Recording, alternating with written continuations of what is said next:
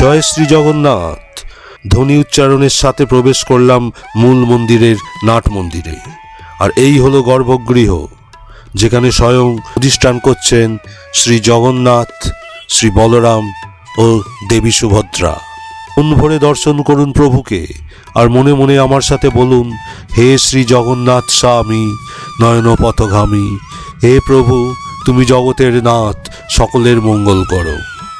বিগ্রহ দর্শনে এক অদ্ভুত আধ্যাত্মিক অনুভূতিতে আপনার দেহ মন প্রাণ ভরে যাবে।